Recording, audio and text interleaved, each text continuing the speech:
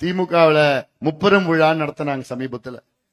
அந்த முப்பெரும் விழாவில் 6 மணி நேரம் அந்த விழா நடந்தது. அந்த 6 மணி நேரத்துக்காக 30 கோடி செலவு பண்ணி ஷீட்டை போட்டான் மேல. ஏன்னா மழையில நினைக்கூடாதான். யாரு? திமுக கட்சிக்காரங்க மழையில நினைக்கூடாதான். அதுக்கு 30 கோடி ரூபாய் ஷெட்டை போடு உள்ள ஒரு 6 மணி நேரம் கூடி பேசினாங்க. இவங்க 6 மணி நேரம் கூடி பேசுறதுக்கு 30 கோடி ரூபாய்க்கு ஷெட்டை போடுறானுங்களே. நம்ம சாப்பிடுற நெல்லு பாதுகாக்கிறதுக்கு இது போல ஒரு ஷெட்டை ஏன் போடல இவ்வளவு காலமா? நான் கேட்கிற கேள்வி நியாயமான கேள்வி தானே. கேட்கிற கேள்வி நியாயமானது தானே. அதுவும் இவ்வளவு காலமா ஆட்சி செஞ்சிருக்கிறாங்களே. 67 இருந்து ஆட்சி பண்ற திமுக, 60 ஆண்டு காலம் ஆட்சி பண்ற திமுக. காவிரி டெல்டாவில் அங்க சோறு விளையுது, நெல் விளையுதுன்னு எல்லாருக்கும் தெரியும்.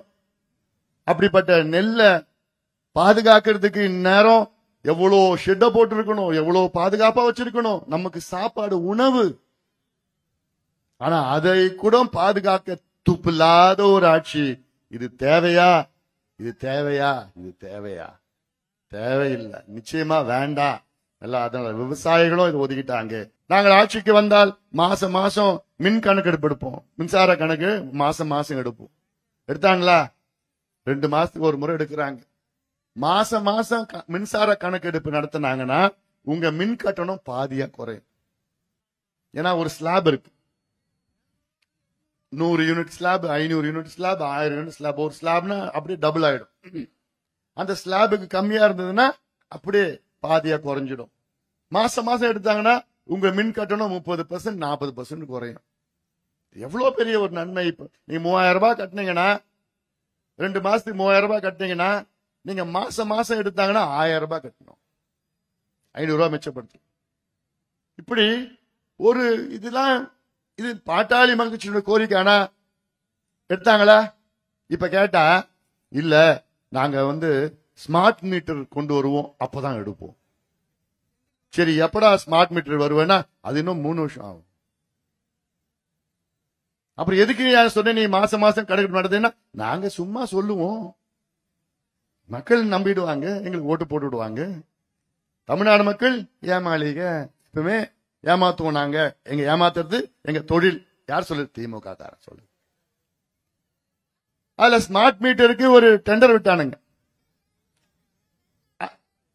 சொல்லு கோவம் மைக்கு கொடுத்தா அவ்வளவு திட்டுவாங்கன்னு நினைக்கிறேன். சரிம்மா, அதாவது இந்த ஸ்மார்ட் மீட்டர்ல ஒரு டெண்டர் விட்டாங்க கொஞ்ச நாளுக்கு முன்பு. அந்த டெண்டர் விட்டு அந்த டெண்டரை இப்ப கேன்சல் பண்ணிட்டான். ஏன் கேன்சல் பண்ணிட்டாங்க தெரியுமா?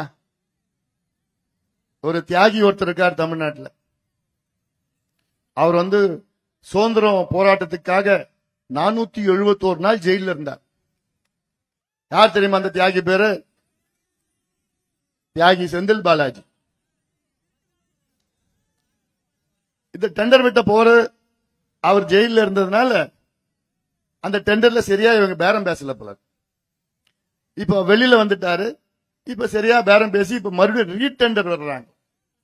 இதுல டெண்டர்ல என்ன தெரியுமா? ஒரு ஸ்மார்ட் மீட்டர் உடைய விலை 4000 ரூபாய் தான்.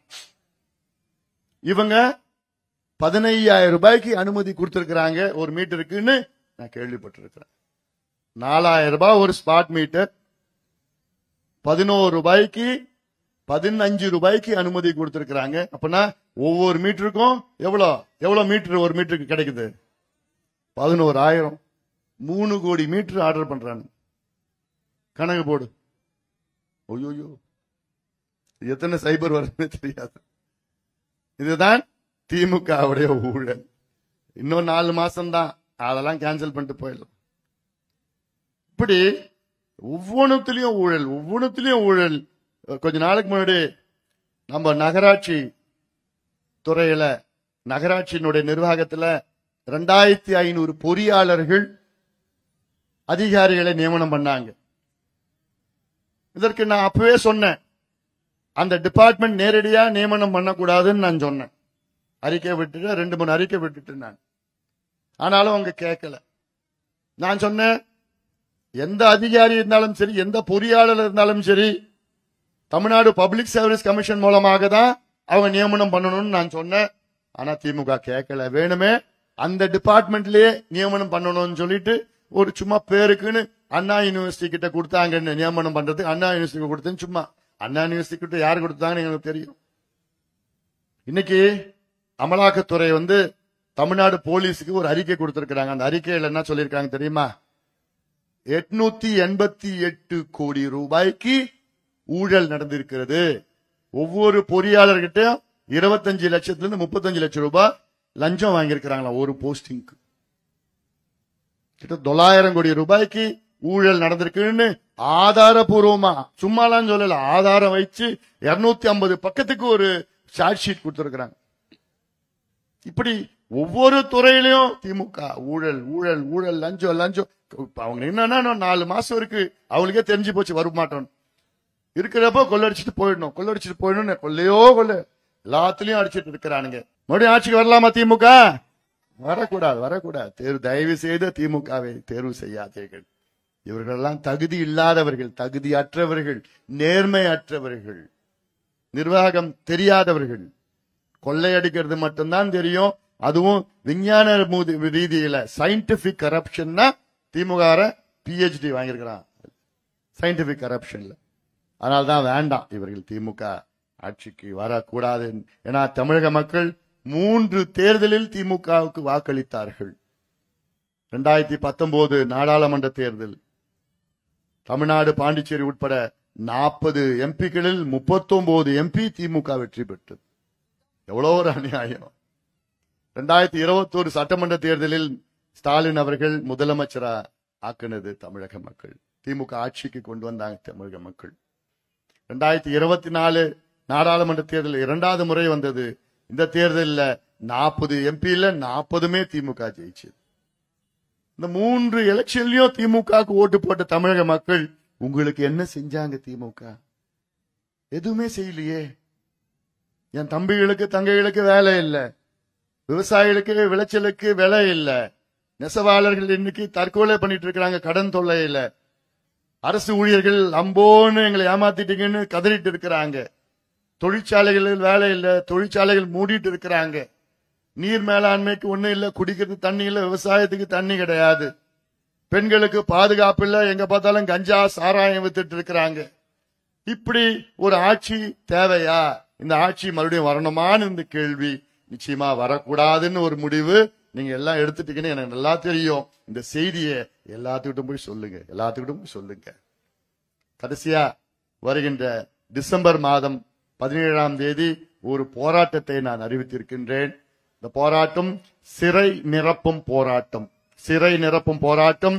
இந்த போராட்டத்தினுடைய நோக்கம் வன்னியர்களுக்கு 15 விழுக்காடு இடஒதுக்கீடு வேணும் என சிறை நிரப்பும் போராட்டத்தை நான் அறிவித்திருக்கின்றேன். அதில் என் தம்பிகளும் என் தங்கைகளும், லட்சக்கணக்கான தம்பிகளும் தங்கைகளும் அதில் கலந்து கொள்ள வேண்டும். நம்ம சிறைக்கு போலாமா? நம்ம போனாதான் நம்ம தம்பிகளுக்கு தங்கைகளுக்கு வேலை கிடைக்கும், படிப்பு கிடைக்கும். அதனால எல்லாம் வாங்க, எல்லாம் தயாரா வாங்க, எல்லாம் நமக்கு ஜெயிலுக்கு போவோம். ஏன்னா இது மிகப்பெரிய போராட்டம். எவ்வளவு பெரிய துரோகம். உச்ச நீதிமன்றம் தீர்ப்பு இருக்கு, சட்டம் இருக்கு, தரவுகள் இருக்கு, டேட்டா எல்லாம் இருக்கு. ஆனா கொடுக்கறதுக்கு மனசு இல்லைன்னா இவங்கெல்லாம் ஒரு ஆட்சியா? பிள்ளைங்க நேரம் படிச்சிருப்பாங்க, 3 வருஷம் வேலை கிடைச்சிருக்கும், படிப்பு கிடைச்சு 3 வருஷத்தை கெடுத்துட்டாங்க. 3 வருஷத்துல எத்தனை லட்சம் பேர் என்ஜினியர், டாக்டரா, பல் மருத்துவரா, விவசாய படிப்பு எவ்வளவு பேருக்கு வேலை கிடைச்சிருக்கும், TNPSC என்னென்ன வேலை கிடைச்சிருக்கும், எல்லாத்தையும் கெடுத்தது இந்த துரோகி திமுக ஆட்சி. துரோகம், வன்னியர்களுக்கு எதிரி, வன்னியர்களுக்கு துரோகம் செய்த. நீங்க வெண்ணெய வச்சிருக்கீங்க கையில, அதோட சிறந்த தண்ணி உங்ககிட்ட இருக்குது, இங்கேயே பக்கத்திலேயே இருக்குது. ஆனா அந்த தண்ணியை நீங்க என்ன பண்றீங்க? நீங்கன்னா உங்களை சொல்லல, ஆட்சியாளர்கள் 60 ஆண்டு காலம் உங்களை ஆட்சி செய்து கொண்டிருக்கின்ற இந்த ஆட்சியாளர்கள், குறிப்பாக திமுக, இந்த தண்ணியெல்லாம் நாசப்படுத்தி, தண்ணியெல்லாம் சாக்கடையா மாத்தி, இந்த தண்ணியெல்லாம் வீணாக்கி நம்ம பிச்சை எடுத்துட்டு இருக்கோம். கர்நாடகா கிட்ட தண்ணியை விடுடான்னு சண்டை போடுறோம், பிச்சை எடுக்கிறோம். அதுக்கப்புறம் அங்க போய் நம்ம தமிழர்களை அவன் துன்புறுத்துறான். ஒவ்வொரு பகுதிக்கே நான் போயிட்டு வரேன். நான் எனக்கெல்லாம் வயிறு எரியுது ஒவ்வொரு பகுதியா பார்த்து.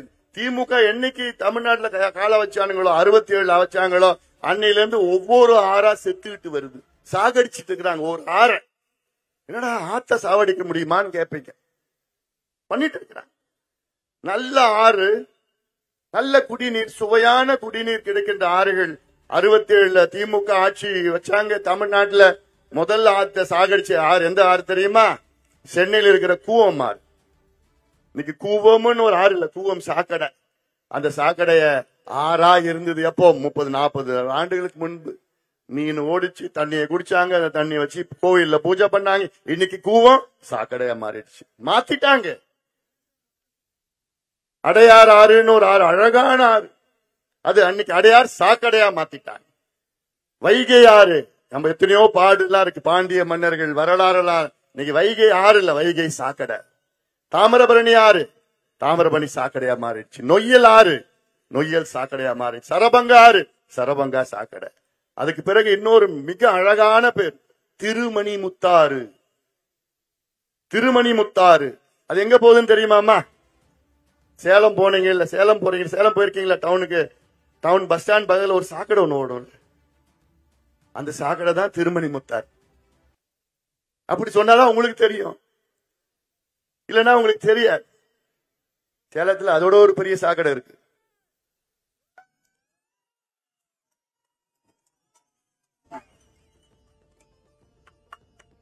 அந்த சாக்கடையை பத்தி பேசுவாங்க. இப்போ இப்படி ஒவ்வொரு ஆறையும் சாக்கடையாக மாத்துகின்றது தான் திராவிட மாடல். இந்த மாடல் வேணுமா? இந்த மாடல் வேணுமா? யாருக்காவது வேணுமா இந்த மாடல்? நம்முடைய இயற்கை வளங்களை நாசப்படுத்தி நம்ம இயற்கை கொடுத்ததெல்லாம் நம்ம காப்பாற்றணும் ஐயா. நம்ம இடையில வந்தவர்கள் அவ்வளவுதான். நமக்கு முன்பு 1000 ஆண்டுகள் நம் முன்னோர்கள் இந்த மண்ணில் மகிழ்ச்சியா வாழ்ந்தார்கள். இதுல இந்த தண்ணி சரபங்கா நதியில தண்ணியை குடிச்சாங்க, விவசாயத்தை பயன்படுத்தினாங்க. நம்ம நோக்கம் என்ன? வருகின்ற 1000 ஆண்டுகள் நம் சந்ததியினர்கள் இந்த தண்ணியை பயன்படுத்தணும். காலநிலை மாற்றம், பருவநிலை மாற்றம், குளோபல் வார்மிங், கிளைமேட் சேஞ்ச் அப்படின்னா என்னன்னா பருவம் மாறிட்டு வருது, இன்னும் மோசமா போகுது. இப்ப இன்னும் அடுத்த 10-15 ஆண்டுகளுக்கு மழை வரும், அதன் பிறகு மழையே வராதுன்னு சொல்றாங்க. அப்ப இருக்கின்ற சூழலில் நம்ம என்ன செய்யறோம்? இது போன்ற நதிகள், சரபங்கா நதியில ஒரு அணைய கட்டுங்க. தடுப்பணை வேண்டாம் எனக்கு, அணை கட்டணும், ஒரு டேம். எங்க அடிவாரத்துல அங்க இருக்கிற டேம் ஒண்ணு கட்டணும். அந்த அணைய கட்டினா போதும், உங்க சுத்தி வட்டாரத்துல எல்லா ஏரியிலும் நிரப்பலாம். எல்லா ஏரியிலும் நிரப்பணும். நிரம்பிச்சுன்னா அதுக்கு நீங்க என்ன செய்யலாம்? உங்க ஊர் ஏரி நிரம்பிடுச்சுன்னா, நம்ம ஏற்காடு தண்ணியிலே உங்க ஏரி நிரம்பிடுச்சுன்னா உங்க வீட்டு கிணத்துல தண்ணி கிடைக்கும், உங்க வீட்டு போர்ல தண்ணி கிடைக்கும். நீ கவர்மெண்ட் கிட்ட போய் எனக்கு தண்ணி விடு, என் ஊர்ல டேங்க் கட்டுனா வேண்டாம். உன் வீட்டுல கிணத்துல தண்ணி கிடைக்கும். அதற்கு என்ன செய்யணும்? ஒரு டேம கட்டி அந்த தண்ணிய எல்லா ஏரிக்கும் நிரப்பி விடணும். இது திட்டம் பண்ண முடியாதா? பண்ண முடியாதா? திமுக முடியும், என்னால முடியும், என்னால முடியும். இதுல என்ன பொறுத்த வரைக்கும் இது சின்ன திட்டம், சாதாரண திட்டம், சின்ன திட்டம், அவ்வளவுதான். இந்த சின்ன திட்டத்திற்கு எவ்வளவு பலன்கள் நமக்கு கிடைக்குது, எவ்வளவு பலன்கள் கிடைக்குது.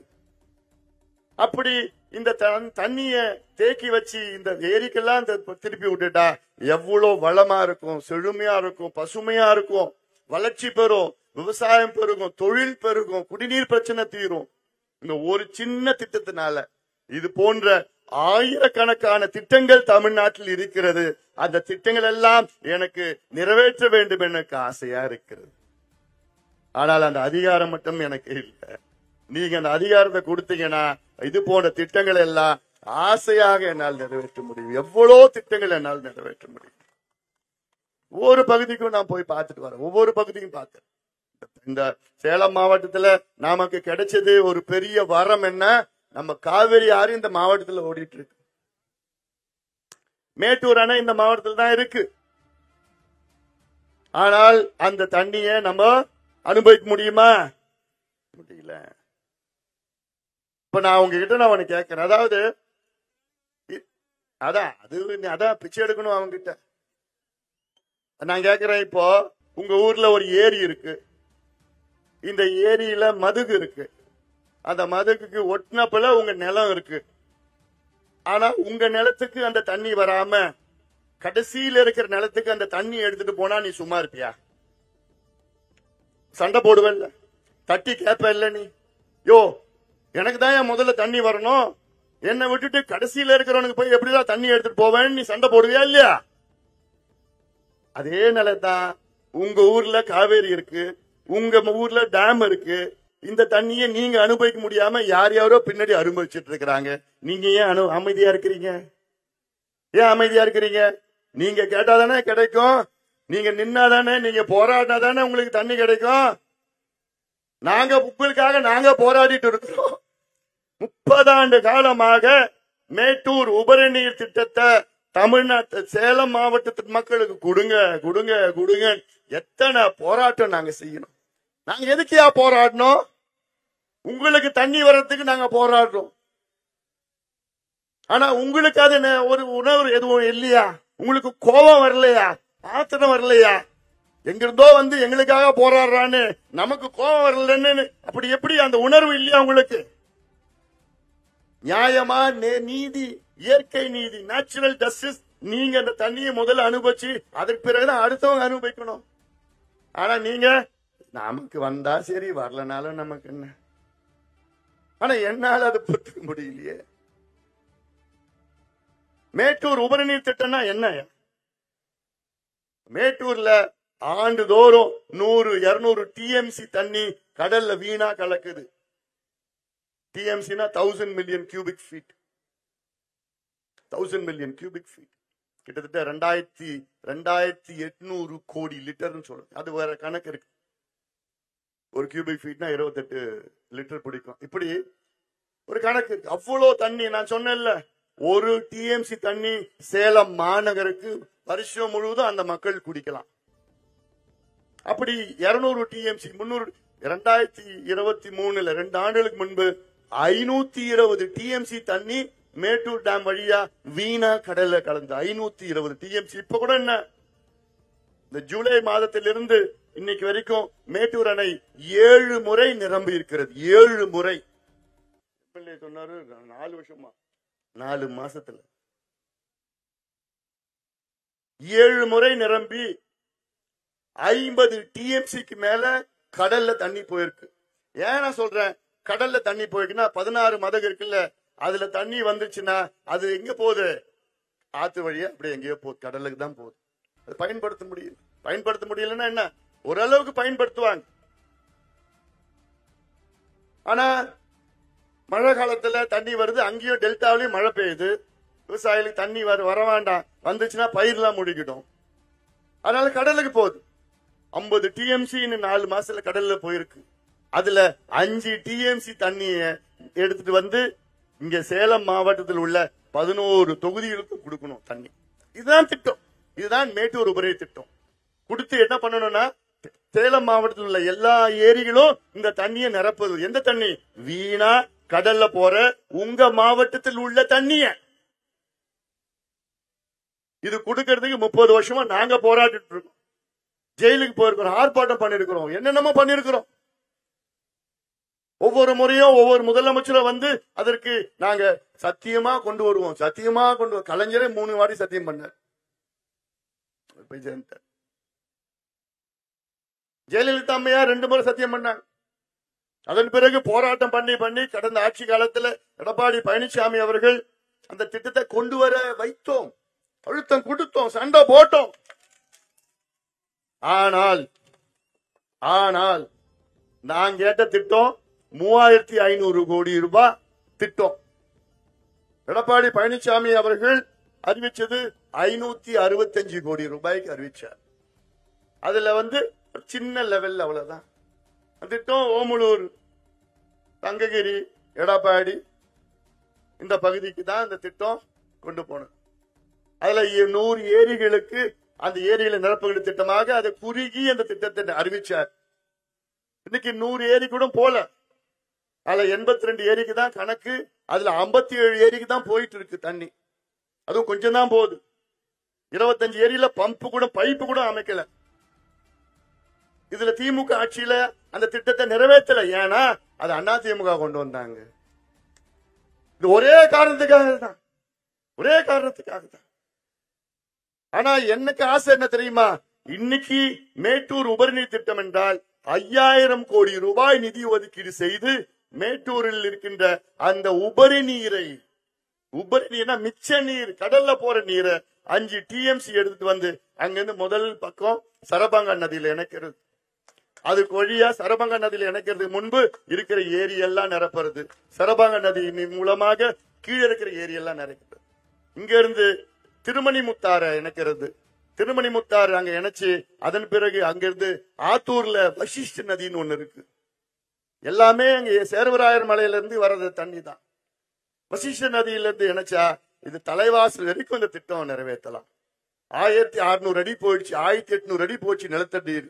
இந்த ஒரு திட்டத்தை நிறைவேற்றினா போதும், இந்த நிலத்தடி நீர் 50 அடிக்கு வந்துடும்.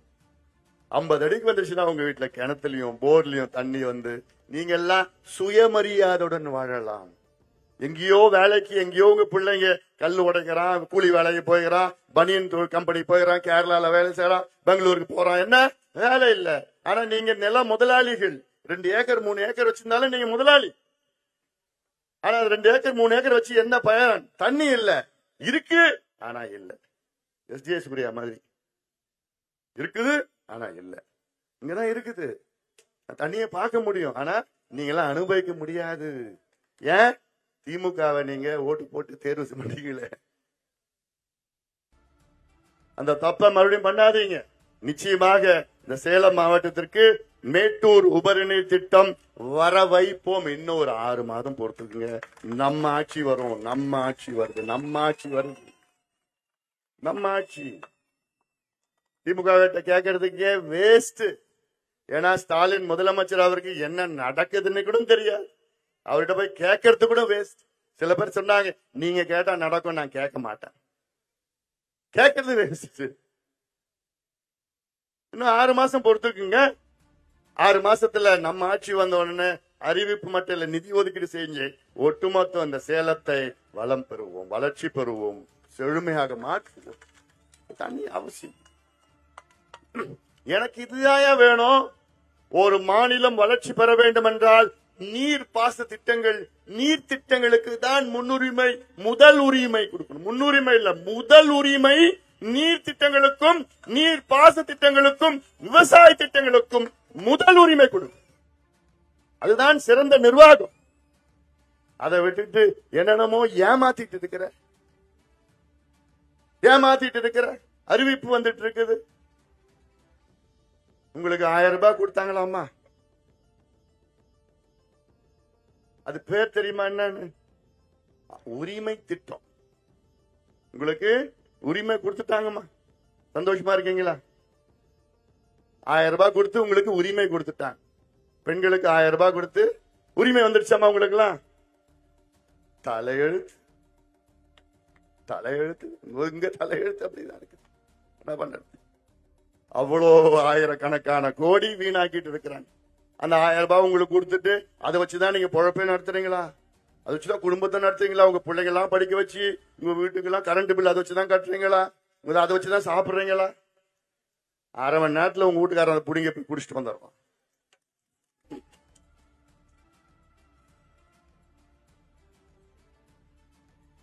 இந்த கையில கொடுத்து அந்த கையில புடிக்கிறான் காசை, 1000 ரூபாய. ஆனா உங்களுக்கு ஐயோ 1000 ரூபாய், 1000 ரூபாய், 1000 ரூபாய், 1000 ரூபாய், 1000 ரூபாய். நினைச்சு பாருங்க, அந்த பணத்தை இந்த திட்டத்துக்கு முதலீடு பண்ணா உங்களுக்கு நீங்களா சுயமரியாதையோட வாழலாம், இல்ல மான மரியாதையோட உங்க வீட்டுல இருந்துகிட்டு உங்க வீட்டுல எவ்வளவு மகிழ்ச்சியோட வாழலாம். வீட்டுல பார்த்தா மோட்டர் போட்டா தண்ணி, கிணத்துல தண்ணி, விவசாயம், குடிநீர் பிரச்சனை இல்ல, எதுவும் பிரச்சனை இல்லை, வருமானம் பெருகும். இதுதான் திட்டம், இதுலதான் முதலீடு, இதுலதான் முக்கியத்துவம் கொடுக்க வேண்டும். இதுதான் நாங்க படிச்சு படிச்சு சொல்லிட்டு வரோம், படிச்சு சொல்லிட்டு வரோம். ஆனா அரசாங்கம் கேட்காது, கேட்க போறது கிடையாது, கேட்கிற நிலையிலையும் இல்ல. ஒதுக்குங்கள், விரட்டுங்கள். திமுக ஆண்டது போதும், தமிழ்நாட்டை நாசப்படுத்தியது போதும். தமிழ்நாட்டு சாராய நாடாக, கஞ்சா நாடாக மாற்றி இருக்கிறது. போதும் போதும் போதும், இவர்கள் ஆண்டது போதும். இன்னைக்கு காலையில நான் ஒரு 2 அறிக்கை இன்னைக்கு விட்டிருக்கேன். ஒரு அறிக்கை என்னன்னா, நகராட்சி நிர்வாகத்துல, தமிழ்நாட்டினுடைய நகராட்சி நிர்வாகத்துல பொறியாளர்கள் மற்றும் அதிகாரிகள் ஒரு 2500 பேரை நியமனம் பண்ணணும். இந்த நியமனம் நான் ஏற்கனவே கேட்டிருக்கிறேன். இது தமிழ்நாடு பப்ளிக் சர்வீஸ் கமிஷன் மூலமாக தான் இந்த நியமனம் செய்ய வேண்டும் என்று நான் ஏற்கனவே கேட்டிருக்கிறேன், அறிக்கை விட்டிருக்கேன், பண்ணியிருக்கிறேன்.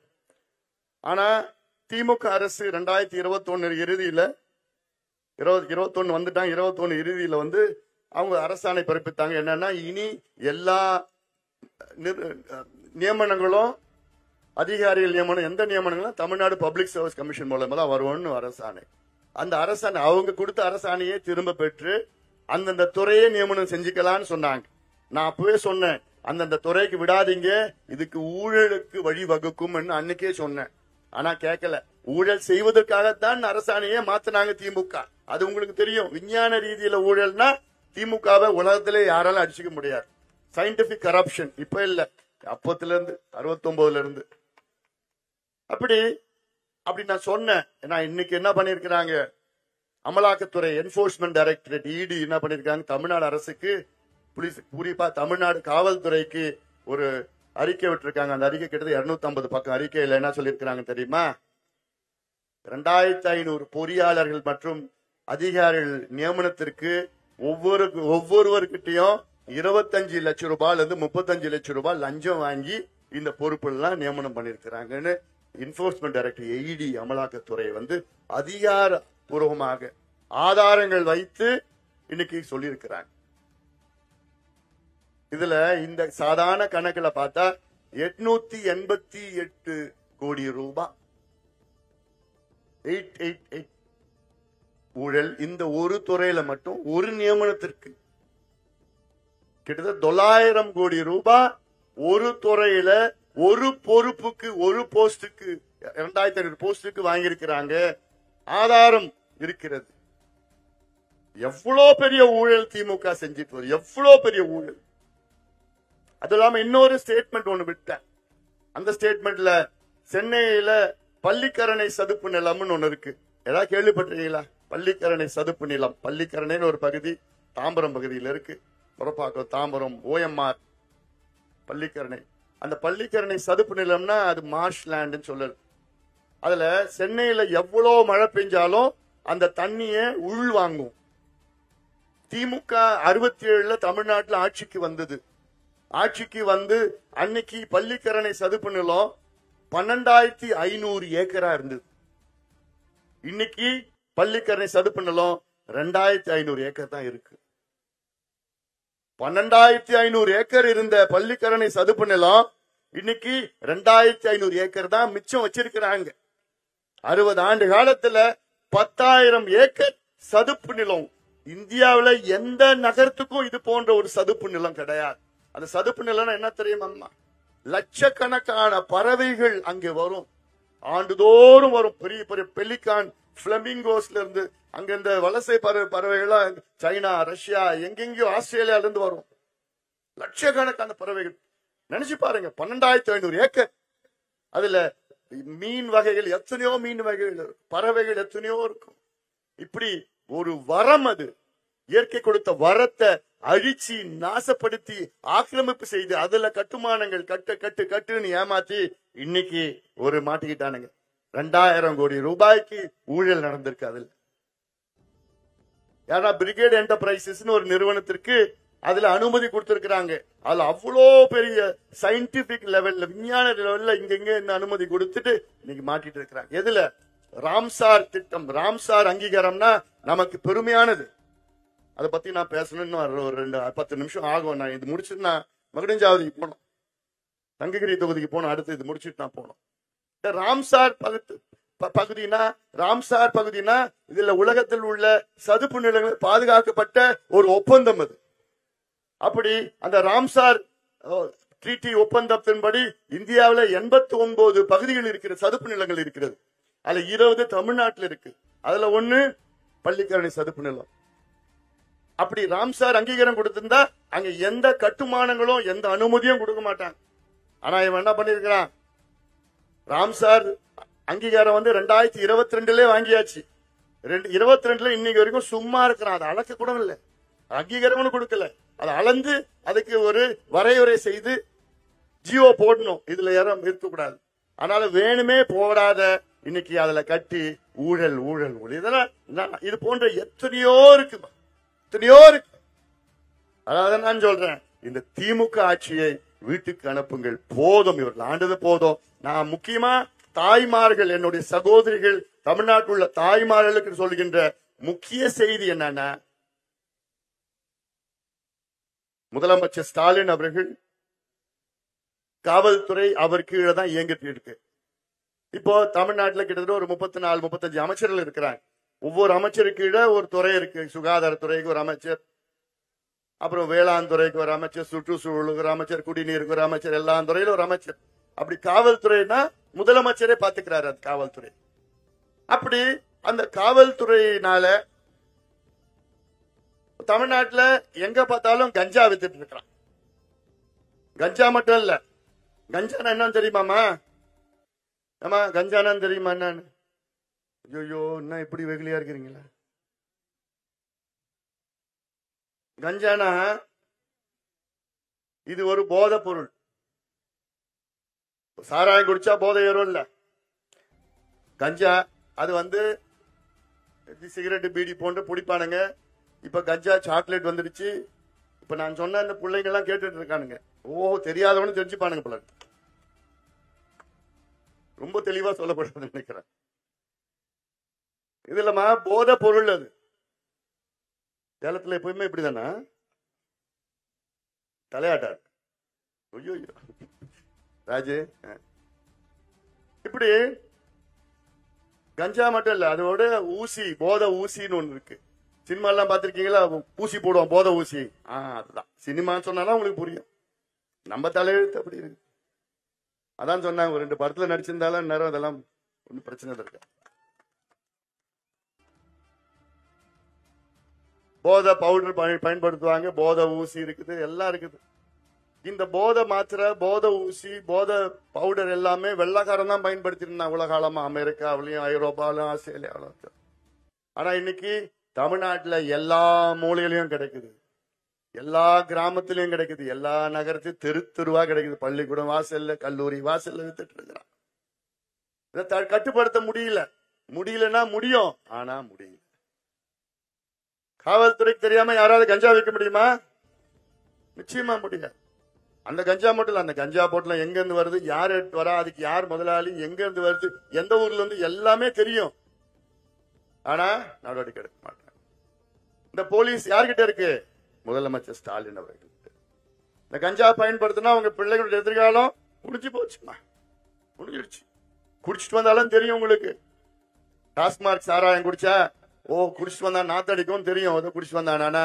இந்த கஞ்சாவோ வேற போதை பொருள், போதை ஊசி, போதை பவுடர் பயன்படுத்தினானா நேரா வருவான், சாப்பிடுவான், அப்படியே போவான், ஒண்ணுமே தெரியாது. தெரியறதுக்கு 1 வருஷத்துக்கு மேல ஆயிடும். அப்படி 1 வருஷத்துக்கு அப்புறம் அப்படி ஒல்லி ஆகி முடிஞ்சு போய் அவனை மீட்டெடுக்க முடியாது. ஒரு டாக்டர், எனக்கு தெரியும், MBBS படிச்சிருக்கேன், எனக்கு தெரியும் என்ன நடக்குதுன்னு தெரியும். அந்த ஆதங்கத்துலதான் நான் சொல்றேன், தெரு தெருவா விற்கிறாங்க. இந்தியாவிலே அதிக போதை பொருட்கள் விற்கின்ற மாநிலம் தமிழ்நாடு. இந்தியாவிலே அதிக போதை பொருட்கள் விற்கின்ற மாநிலம் தமிழ்நாடு, இந்தியாவில். அப்போ அவ்வளோ மோசமாய் ஒரு சூழல் இருக்கிறது இங்க. இதற்கு முதலமைச்சரோ திமுகவோ உடந்தையா தான் இருக்கிறாங்க. ஜாஃபர் சாதிக்குன்னு ஒருத்தவன், இவன் ஒரு 8 மாசத்துக்கு முன்பு அவனை பிடிச்சானுங்க. பிடிச்சி விசாரணை பண்ணா 3000 கோடி ரூபாய்க்கு அவன் தமிழ்நாட்டில் போதை மாத்திரை வித்திருக்கிறான். போதை பொருள் 3000 கோடி ரூபாய்க்கு வித்திருக்கிறான். இவன் யாருன்னு பார்த்தா திமுகவுடைய முக்கிய நிர்வாகி, திமுகவுடைய அயலக செயலாளர், இன்டர்நேஷனல் செக்ரட்டரி. இவன் நிறைய படம் எடுத்திருக்கிறான், நிறைய பிசினஸ் வச்சிருக்கிறான். எந்த பணத்துல? போதை பொருள் வித்த பணத்துல வச்சிருக்கிறான். இப்படி இப்படி திமுக காரங்க தான் அதுல இருக்கிறாங்க. இப்ப போலீஸ் கூட கஞ்சா விக்கிறவனை பிடிச்சா உடனே போன் பண்றான். யாரு? திமுக ஒன்றிய செயலாளர் பண்ணுவான், இல்ல பகுதி பண்ணுவான், நகரம் பண்ணி சார் அதை நம்மால் சார் விடுடு சார்னு சொல்லுவோம். போலீஸுக்கு இது எதுக்குடா, நமக்கு வீண் வம்பு இல்ல, நம்மளை டிரான்ஸ்பர் பண்ணிடுவாங்கன்னு அமைதியா இருப்பாங்க. காசு தான், லஞ்சம் தான், எல்லாமே காசு தான். இப்படி ஒவ்வொரு பகுதியிலும் இதுதான் நடக்குதுமா. அதனாலதான் நான் சொல்றேன், இப்போ இந்த போதை மாத்திரை பயன்படுத்திட்டா அவன் மனித மிருகமா மாறிடுறான். மிருகமா ஆயிடுறான், மனுஷனே இல்ல. அவன் மிருகமா மாறி அவனுக்கு என்ன நடக்குதுன்னு அவனுக்கே தெரியாது. குற்றங்கள் நடக்குதுல தமிழ்நாட்டுல. 4 வயசு குழந்தைய கெடுக்கிறது, 8 வயசு குழந்தை, 10, 12 வயசு குழந்தை, 80 வயசு பாட்டியும் வைத்து வைக்கிறது இல்ல. எல்லாம் நான் சும்மா சொல்லலாமா, நடந்திருக்கு. ஏன் புடிச்சு கேட்டா அவன் போதை ஊசி போட்டுட்டு இருக்கிறான், போதையில என்ன பண்ணணும்னு அவனுக்கு தெரியல, மிருகமாயிடுறான். அப்போ இந்த நிலையை கொண்டு வந்தது யாருன்னா திமுக. என்கிட்ட தமிழ்நாட்டு ஆட்சி ஒரு 6 மாசம் விட்டு பாருங்களேன், இதெல்லாம் ஒழிக்கிச்சுடுவேன், நான் ஒழிச்சிடுவேன். இந்த போதையை ஒழிக்கிறது 6 மாசம் தேவையில்லை எனக்கு, 6 நாள் போதும். 6 நாள் போதும் எனக்கு. சும்மா நான் சொல்லல. நான் மட்டும் முதலமைச்சரா இருந்தேன்னா முதல் நாள்ல எல்லா மாவட்டத்திலும் எஸ்பியை வர வைப்பேன், கமிஷனர், எஸ்பி எல்லாரும் வர வச்சு நான் சொல்லுவேன், 1 வாரம் டைம் கொடுக்கறேன், உங்க எல்லையில நாளைக்கு யாராவது போதை மாத்திரை, கஞ்சா பவுடரு எங்கேயாவது வித்தாங்கன்னா உங்களை நான் சஸ்பெண்ட் பண்ணுவேன்னு சொல்லுவேன். எஸ்பி என்ன பண்ணுவாரு, அடுத்த நாள் போய் மீட்டிங் கூப்பிட்டு DSP, inspector, sub inspector, constable எல்லாரும் வர வச்சு மீட்டிங் போட்டு, யோ என் வேலை போயிடும், உங்க எல்லையில எங்கேயாவது வித்தாங்கன்னா ஒன்ன நான் சஸ்பெண்ட் பண்ணிடுவேன்னு சொன்னானா யாராவது விற்க முடியுமா? எங்கேயாவது கஞ்சா போட்டலும் போதை மாத்திரை எங்கேயாவது விற்க முடியுமா? இதுக்கு தில்லு வேணும், தைரியம் வேணும். ரெண்டுமே எனக்கு இருக்கு, இப்ப இருக்கிறவங்களுக்கு இல்ல. இதெல்லாம் சாதாரணமா செய்யக்கூடிய. ஆனா உங்களை பத்தி நினைச்சு பார்த்தா தானே அதெல்லாம் செய்ய முடியும். உங்களை பத்தி நினைக்காத ஒரு ஆட்சி, விவசாயிகளை பத்தி நினைக்காத ஒரு ஆட்சி.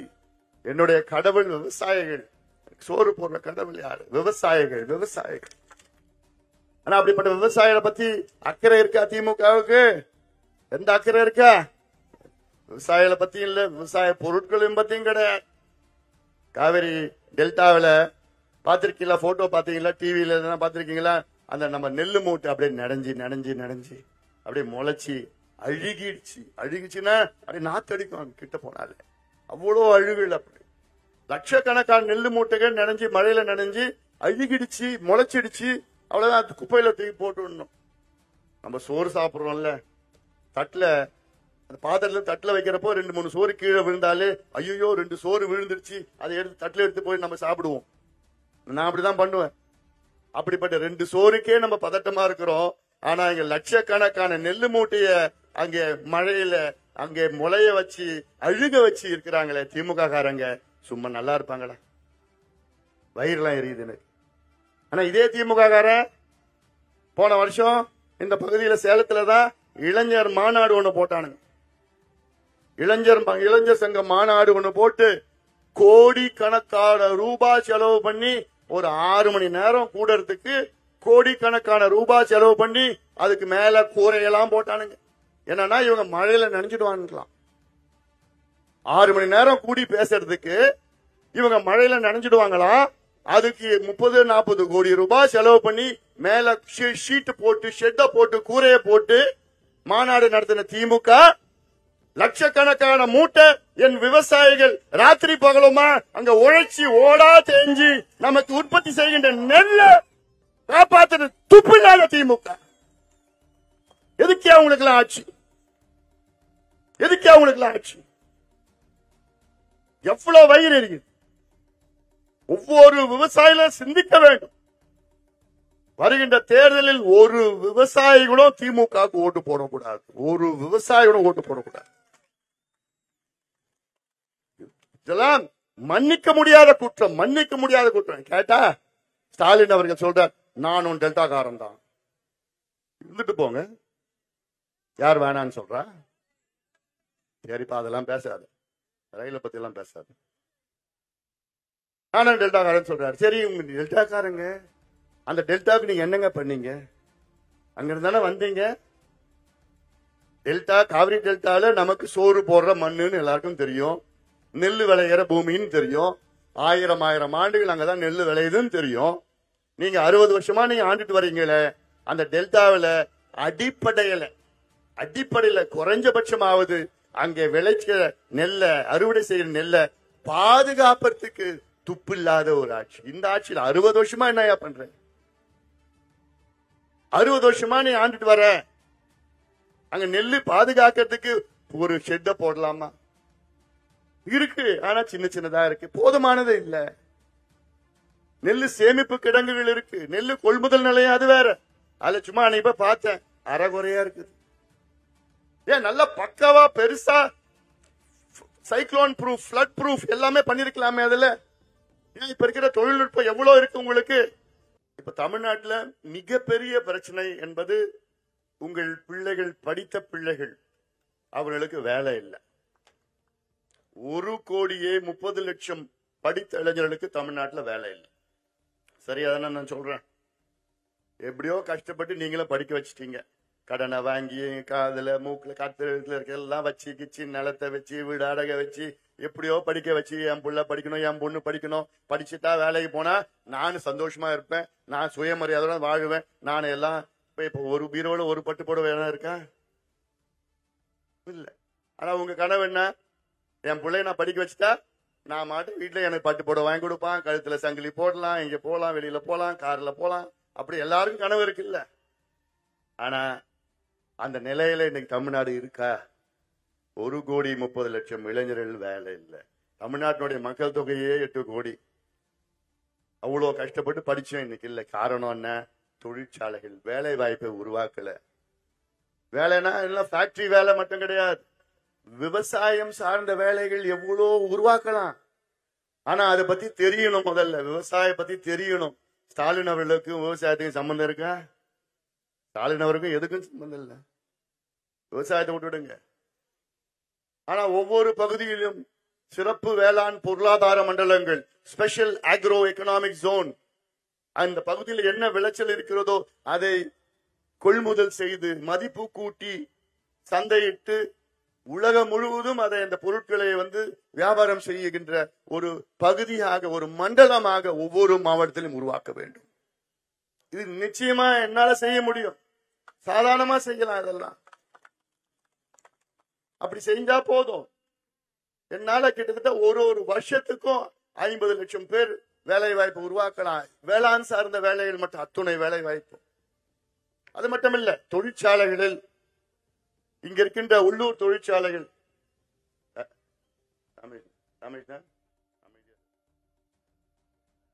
உள்ளூர் தொழிற்சாலைகளில் உங்க இளைஞர்களுக்கு வேலை இருக்கா? அப்ளிகேஷன் போட்டா கொடுப்பாங்களா வேலை? யாருக்கு வேலை கொடுக்கறாங்க? பீகார், உத்தரகண்ட், ஜார்க்கண்ட், வடக்கத்தில் இருக்கிறவங்க தான் வேலை கொடுத்துட்டு இருக்கிறான். நம்ம நிலத்தை கொடுக்கிறோம், கவர்மெண்ட் மூலமா வரி குறைக்கிறோம், தண்ணி கொடுக்கிறோம், ரோடு போடுறோம். நம்ம விவசாயம் பண்ண, நம்ம முன்னோர்கள் விவசாயம் பண்ண இடத்துல அவன் கவர்மெண்ட் புடுங்கி அவங்கிட்ட கொடுக்கறான். அவங்கிட்ட போய் நம்ம, ஐயா எங்களுக்கு வேலை கொடுங்க ஐயா, நான் பிஇ படிச்சிருக்கேன் ஐயா, எம்பி படிச்சிருக்கேன் ஐயா, பிஹெச்டி வச்சிருக்கேன் ஐயா, ஐயா உனக்கெல்லாம் இல்ல போயா. ஆனா ஜார்க்கண்ட்ல வர்மா சர்மான் பண்ணா கொடுத்துருவானுங்க. ஆனா இதுவே நம்ம ஆட்சினா என்ன பண்ணிருப்பேன்? தமிழ்நாட்டில் இருக்கின்ற தொழிற்சாலைகள், தனியார் தொழிற்சாலைகள், ஒவ்வொரு தொழிற்சாலைகளும் 75 விழுக்காடு வேலை வாய்ப்பை உள்ளூர் இளைஞர்களுக்கு தான் கொடுக்க வேண்டும் என்ற சட்டத்தை நான் கொண்டு வருவேன். இந்த வாக்குறுதி திமுகவும் கொடுத்தாங்க. இதை நாங்க சொன்னது 15 ஆண்டுகளுக்கு முன்பு நான் சொன்னேன். அதை காப்பி அடிச்சாங்க, அதை அடிச்சாங்க. காப்பின்னு கேள்விப்பட்டிருக்கீங்களா? நம்ம என்ன சொல்றோமோ அப்படியே காப்பி அடிப்பான் திமுக. சரி, காப்பி அடிச்சுட்டு போ, நல்லது நடந்தா சரி. ஆனா அதையும் செய்ய மாட்டேங்க. நீ வாக்குறுதி கொடுக்கிற. ஒரு புத்தகம் போட்டிருக்கேன் பாரு, விடியல் எங்கேன்னு ஒரு புத்தகம் போட்டிருக்கேன், ஒரு ஆவணம். இதுல திமுக கொடுத்த 505 வாக்குறுதிகள், நம்ம கொடுத்த வாக்குறுதிகள், திமுக கொடுத்த 505 வாக்குறுதிகள் இதில் இருக்கிறது. அதில் வெறும் 66 வாக்குறுதிகளை மட்டும்தான் நிறைவேற்றிருக்கின்றார்கள். வெறும் 66. ஆனா அவங்க சொல்றதெல்லாம் பார்த்தா, முதலமைச்சர் ஒரு நாள் சொல்றார், நாங்கள் 99 விழுக்காடு வாக்குறுதிகள் நிறைவேற்றிட்டோம். அடுத்த நாள் 97 சொல்றாரு. அப்புறம் அடுத்த நாள் 90 விழுக்காடு வாக்குறுதிகள். அதுக்கப்புறம் வேளாண் துறை அமைச்சர் நாங்க 85 சொல்றார், நிதி அமைச்சர் 84 சொல்றார். ஒவ்வொரு அமைச்சரும் ஒவ்வொரு நாளும் ஒவ்வொரு வாக்குறுதிகள். முத்துசாமின்னு ஒரு சாராயத்துறை அமைச்சர், நாங்க 82 விழுக்காடு வாக்குறுதி. நான் சொன்ன இதெல்லாம் நான் பேசல, புத்தகத்தை போட்டேன், இத படிங்கயா. நான் இந்த புத்தகம் போட்ட பிறகு நிதியமைச்சர் ஒரு பேட்டி கொடுக்கிறார். என்ன சொல்றாரு? நாங்கள் 72 விழுக்காடு வாக்குறுதிகள் நிறைவேற்றிட்டோம். அப்படி எதுக்கு அவன் முதலமைச்சர் 99 சொல்றீங்க? எதுக்கு உங்க முதலமைச்சர் 97 பொய் சொல்றீங்க? யாரை ஏமாத்துறீங்க? 72 கூட கிடையாது, வெறும் 13 விழுக்காடு வாக்குறுதிகளை மட்டும்தான் திமுக நிறைவேற்றி இருக்கிறது. 505 வெறும் 66 மட்டும்தான். அதுல வெறும் 13 விழுக்காடு, 13%. எக்ஸாம்ல பாஸ் பண்ணா எத்தனை மார்க் எடுக்கணும்? Just pass 35, just pass. அந்த 35 எடுக்கிறது கூட துப்பு இல்ல. 13 மார்க் தான் எடுத்திருக்கு திமுக. 13 மார்க் எடுத்தா என்ன ஆகும்? ஃபெயில் ஆகும். திமுக ஃபெயில் ஆயிடுச்சு. ஃபெயில் ஆன கட்சி மறுபடியும் ஆட்சிக்கு வரலாமா? ஓட்டு போடுவீங்களா? அவங்க வரணுமா? நிச்சயமா வரக்கூடாது. வருவதற்கு தகுதி இல்ல, திறமை இல்ல, நேர்மை இல்ல. அதனால ஃபெயில் ஆயிட கட்சி வீட்டுக்கு அனுப்புங்க. அந்த மனநிலை இப்ப தமிழ்நாட்டுல வந்துடுச்சு, ஒரு மாதிரி வந்துடுச்சு. எல்லாமே ஒத்துக்கிட்டாங்க, ஏத்துக்கிட்டாங்க. ஐயோ இவங்க வேணாம்பா. அதிகாரிகள் மத்தியில கூட அவங்க மனசுல வந்துடுச்சு, இவங்க எல்லாம் வரமாட்டாங்க. அதிகாரிகள் மாறிட்டு வராங்க, இப்போ கொஞ்சமா மாறிட்டு வராங்க. காவல்துறையும் மாறிட்டு வராங்க இப்போ. இவங்க வரமாட்டாங்க. ஏன்னா தினம் ஒரு ஊழல், தினம் ஒரு வெளியில வந்துட்டு இருக்கு. ஒவ்வொரு செய்தியும் வெளியில வந்துட்டு இருக்கு.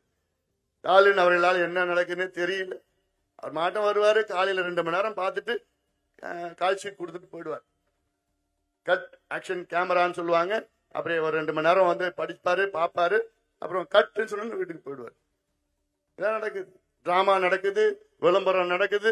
நம்ம பணத்துல, வரி பணத்துல பேஜா விளம்பரம் படுத்திக்கிட்டு உங்களுடன் ஸ்டாலின், அங்க உடன் ஸ்டாலின், இங்க உடன் ஸ்டாலின் சொல்லிட்டுலாம் சும்மா இப்படியெல்லாம் விளம்பரப்படுத்திக் கொண்டிருக்கின்ற திமுக வீட்டுக்கு அனுப்புகின்ற காலம் நேரம் வந்துவிட்டது. அதனாலதான் நான் சொல்றேன், சமூக நீதிக்கும் நேரம் ஆயிடுச்சு. நம்ம பேசணும்னா அது ஒரே ஒரு ப்ரோக்ராம் நல்லா இருந்திருக்கும்.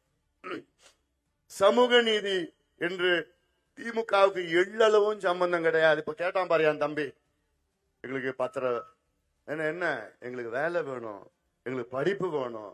கேட்கறது நியாயமா தான் கேட்கிறேன், நியாயமான கோரிக்கை. பல்லடா 15 விழுக்காடு கோரிக்கை. இந்த 15 விழுக்காடு வன்னியர்களுக்கு 15 விழுக்காடு இடஒதுக்கீடு வேண்டும் என்று கோரிக்கை நிறைவேற்ற வேண்டும். குறைந்தது 15 விழுக்காடு. திமுக பண்ண போறது ஏன் தெரியுமா? இவ்வளவு பெரிய துரோகம் பண்ணிருக்காங்க திமுக. வன்னியர்களுக்கு பெரிய துரோகத்தை செய்திருக்கு திமுக. உச்சநீதிமன்றம் ஒரு தீர்ப்பை வழங்குகிறது. உச்சநீதிமன்றம் தீர்ப்பு வழங்கி 1311 நாள் ஆகுது.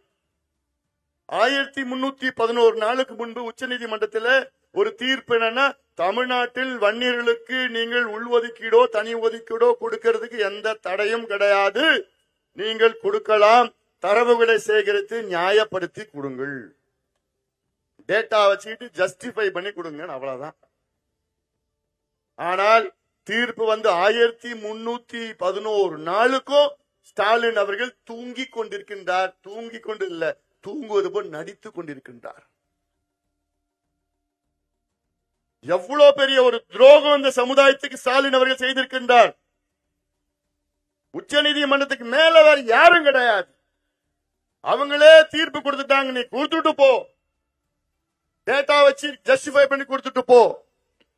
டேட்டா எங்க இருக்கு? கம்ப்யூட்டர்ல இருக்கு. தட்டா போதும், வந்துட போகுது. ஏன் கொடுக்கல இவ்வளவு நாளா? என்ன காரணம்? என்ன காரணம்? உங்களுடைய ஓட்டு மட்டும்தான் வேணும் ஸ்டாலினுக்கு. உங்களுடைய ஓட்டு மட்டும்தான் வேணும். நீங்க எல்லாம் படிக்க கூடாது, நீங்க வேலைக்கு போக கூடாது, நீங்க எல்லாம் சுயமரியாதை வாழக்கூடாது, நீங்க எல்லாம் அடிமையா இருக்கணும், கோஷம் போடணும், கொடி பிடிக்கணும், போஸ்டர் ஓட்டணும், இவ்வளவுதான் உங்க வேலை. இந்த மனநிலையில தான் முதலமைச்சர் ஸ்டாலின் அவர்கள் இருக்கின்றார்கள். அதனால்தான் நான் சொல்றேன், இந்த தேர்தலில் ஒரு வன்னியர் கூட திமுகவுக்கு ஓட்டு போடக்கூடாது. வன்னியர் விரோதி திமுக ஸ்டாலின் அவர்கள். எவ்வளவு பெரிய ஒரு துரோகம்! இந்த 3 ஆண்டு காலத்துல எத்தனை பிள்ளைங்க இன்னைக்கு படிச்சிருக்கலாம், எத்தனை பிள்ளைங்க வேலைக்கு போயிருக்கலாம், எத்தனை குடும்பத்துல விளக்கேற்றி இருக்கலாம். எவ்வளவு பெரிய துரோகம் இந்த சமுதாயத்திற்கும் தமிழ் சமுதாயத்திற்கும் தமிழ்நாட்டுக்கும் செய்த ஸ்டாலின் அவர்களை மன்னிக்க முடியுமா? முடியாது, மன்னிக்க கூடாது. அதனால இதெல்லாம் தம்பிகள் தங்கைகள் எல்லாமே மனசுல வச்சு, இது ஜாதி பிரச்சனை கிடையாது. இது வன்னியர் பிரச்சனைனா ஜாதி பிரச்சனை கிடையாது. தமிழ்நாட்டினுடைய வளர்ச்சி பிரச்சனை. இது சமூக நீதி பிரச்சனை. சமூக நீதி பிரச்சனை. வன்னியர்கள் மட்டுமல்ல, வன்னியர்கள் போன்று இருக்கின்ற அத்துணை சமுதாயங்களுக்கும் இடஒதுக்கீடு, வேலை வாய்ப்பு, முன்னேற்றம் வேண்டும். அதற்கு நீ என்ன செய்யணும்? சாதி வாரி கணக்கெடுப்பு நடத்துங்கள். நடத்த மாட்டார். கேட்டா எனக்கு அதிகாரம் இல்லைன்னு பொய்யே சொல்லுவார்.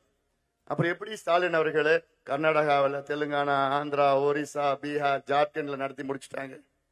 அவங்க என்ன வேற நாட்டில் இருக்காங்களா, இல்ல நீங்க வேற நாட்டில் இருக்கீங்களா? இந்தியா சட்டம் ஒண்ணுதானே. அந்த மாநிலத்து சட்டம் தமிழ்நாட்டுக்கும் பொருந்தும். அங்கேயே எடுத்துட்டாங்க, கணக்கெடுப்பு நடத்தி முடிச்சா. நீங்க ஏன் எடுக்கல? அங்க இருக்கின்ற நீதிமன்றங்கள்லாம் மாநில அரசு கணக்கெடுப்பு நடத்தலாம் என்று தீர்ப்பு வழங்கியிருக்கிறது. கர்நாடகா நீதிமன்றம், உயர் நீதிமன்றமோ, பீகார் உயர் நீதிமன்றமோ, மாநில அரசும் கணக்கெடுப்பு நடத்தலாம் என்று தீர்ப்பை கொடுத்திருக்கின்றார்கள். அது உச்ச நீதிமன்றம் உறுதி செய்திருக்கிறது. ஆனா ஸ்டாலின் அவர்கள், எனக்கு அதிகாரம் இல்ல, மத்திய அரசு தான் எடுக்கணும், எல்லாம் அவன் பார்த்துப்பான். பார்க்க போறான் தேர்தல்ல. எவ்வளவு பெரிய ஒரு துரோகம் பண்ணிருக்கு தமிழ் சமுதாயத்திற்கு. ஒரு கணக்கெடுப்பு நடத்த துப்பு கிடையாது ஒரு ஆட்சியாகும். இதெல்லாம் சாதாரணமா துரோகம் கிடையாது. நிறைய பேருக்கு இந்த விவரம் தெரியல. எனக்கு இன்னும் நேரம் இருந்ததுன்னா இன்னும் நிறைய நான் பேசிடுவேன். நான் போனேன் அடுத்த மகுடஞ்சாவடியில சங்ககிரி தொகுதிக்கு நான் போனோம். அதனால இதெல்லாம் இந்த செய்தியெல்லாம் நீங்க உள்வாங்கி செய்தியெல்லாம் மற்றெல்லாம் சொல்லுங்க. என் தம்பிகளும் என் தங்கைகளும் நீங்க எல்லாம் ஊரா தெருவா கிராமமா போய் நீங்கள் எல்லோரும் சொல்லுங்க. இன்னைக்கு நீங்கள் முடிவு செய்ய வேண்டியது, வருகின்ற தேர்தலில் யார் வர வேண்டும் என்பதை விட யார் வரக்கூடாது என்ற முடிவை இப்போ இன்னைக்கு நீங்க எடுக்க வேண்டும் என்று உங்களை பாசத்தோடு கேட்டுக்கொள்கின்றேன். யார் வரக்கூடாது? திமுக வரக்கூடாது, வரவே கூடாது. அந்த முடிவை இன்று நீங்கள் எடுங்கள். நாம் எல்லோரும் நம்முடைய உரிமைகளை மீட்டெடுப்போம். இந்த ஊழல் திமுக ஆட்சியை வீட்டுக்கு அனுப்புவோம். இந்த ஊழல் திமுக ஆட்சி, மக்கள் விரோத திமுக ஆட்சி, விவசாயிகளுக்கு எதிரான ஆட்சி, பெண்களுக்கு எதிரான ஆட்சி, சாராய ஆட்சி, கஞ்சா ஆட்சி, ஊழல் ஆட்சி, திமுக ஆட்சியை வீட்டுக்கு அனுப்புவோம். விடை கொடுப்போம், வீட்டுக்கு அனுப்புவோம். நாம் உரிமைகளை மீட்டெடுப்போம்.